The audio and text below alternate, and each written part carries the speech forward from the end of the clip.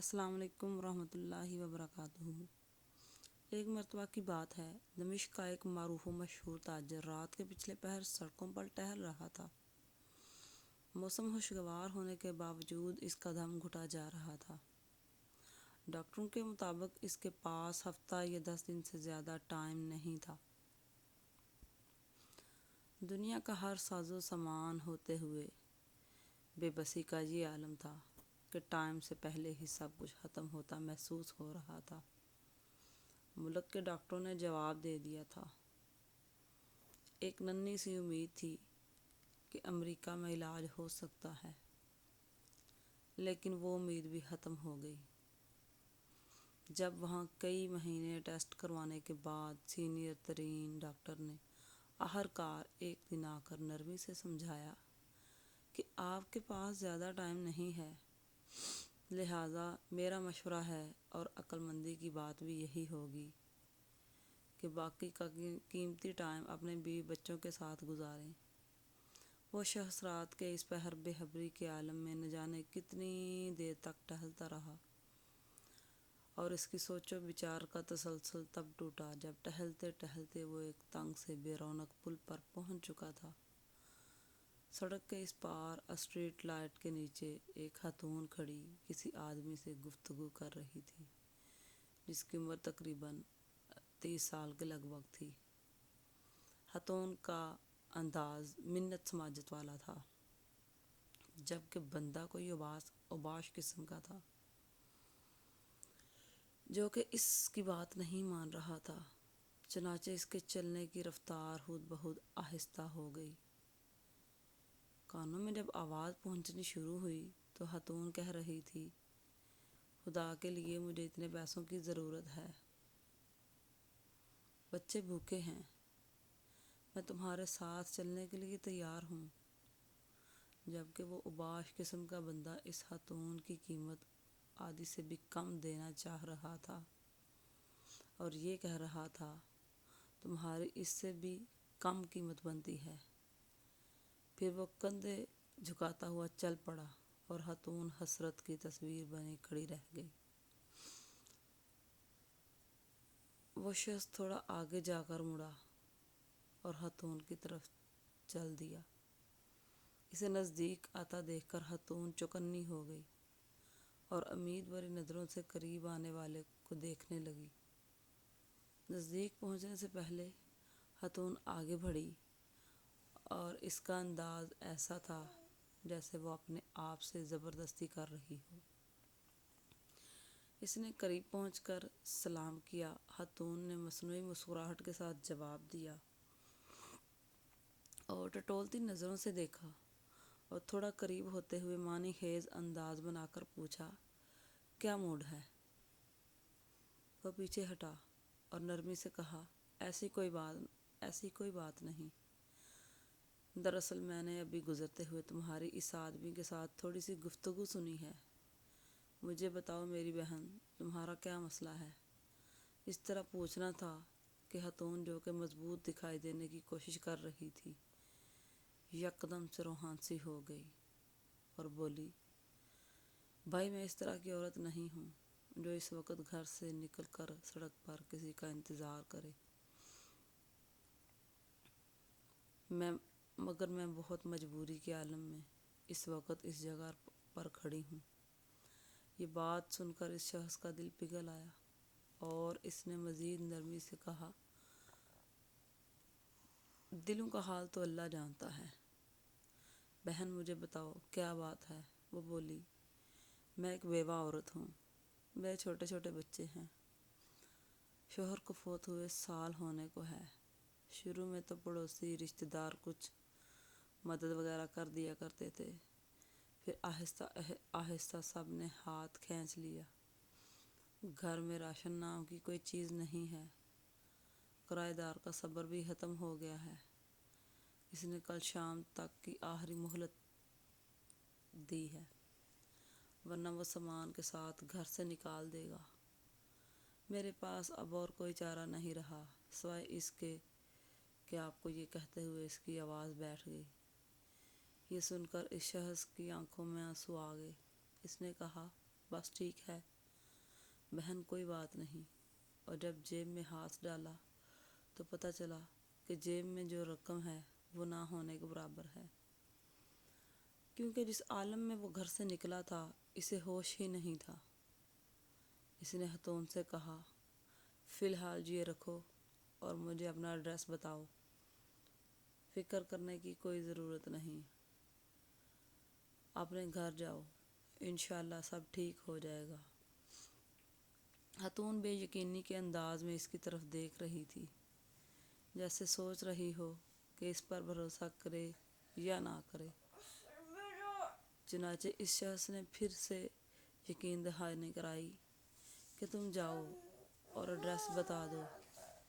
وہ خاتون اپنا ایڈریس بتاتی ہے اور ایک طرف چل پڑی۔ تھوڑی دیر تک خاتون کو جاتا دیکھنے کے بعد وہ مڑا اور واپسی کی طرف تیزی سے قدم اٹھانے لگا۔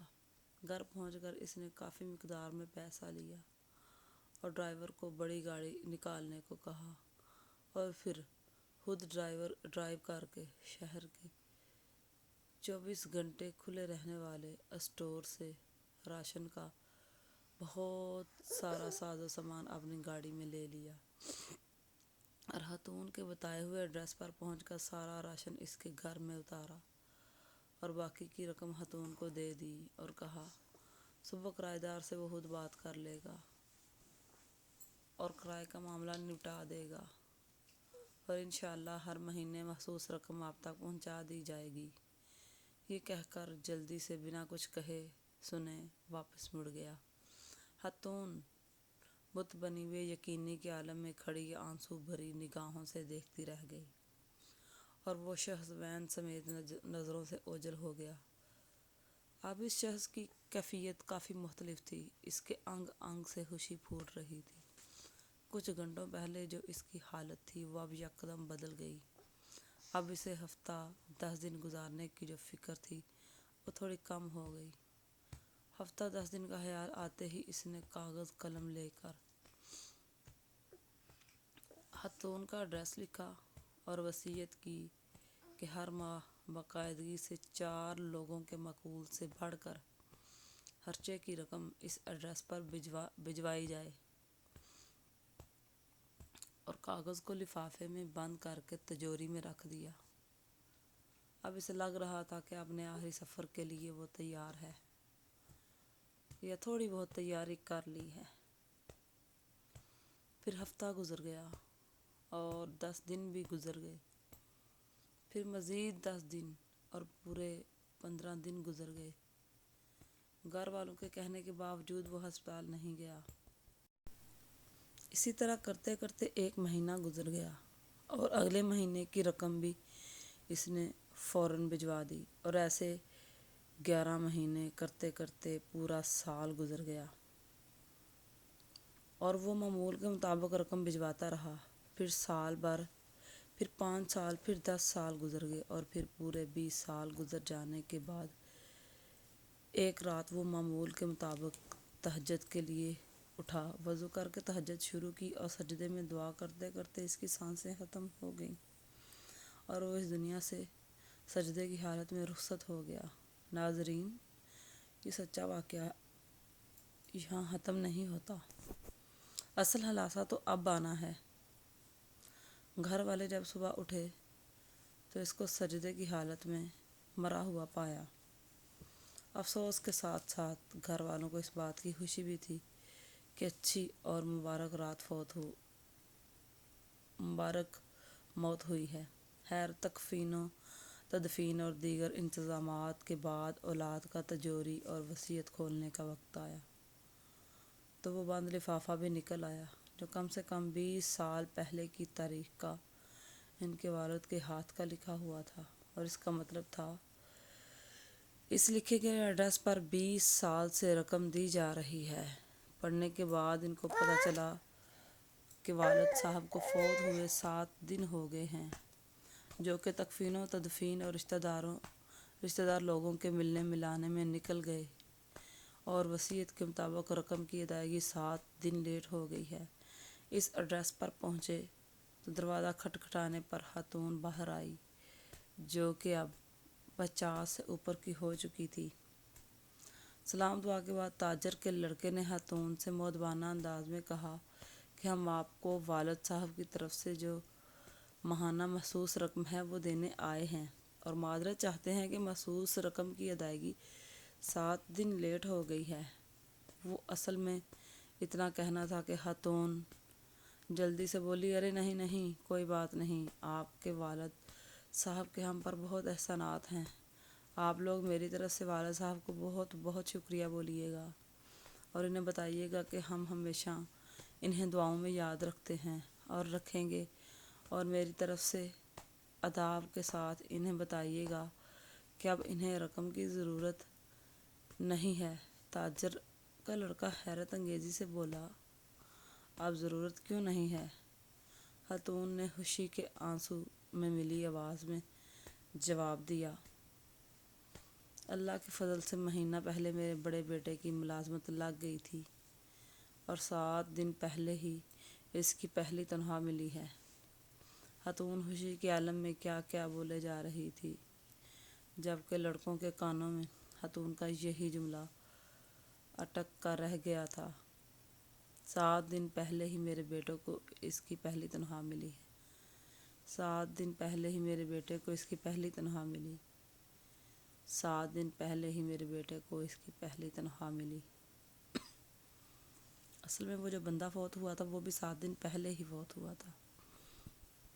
شکریہ۔ اگر ویڈیو پسند آئی ہو تو ویڈیو کو لائک کریں اور میرے چینل کو سبسکرائب کریں۔ شکریہ۔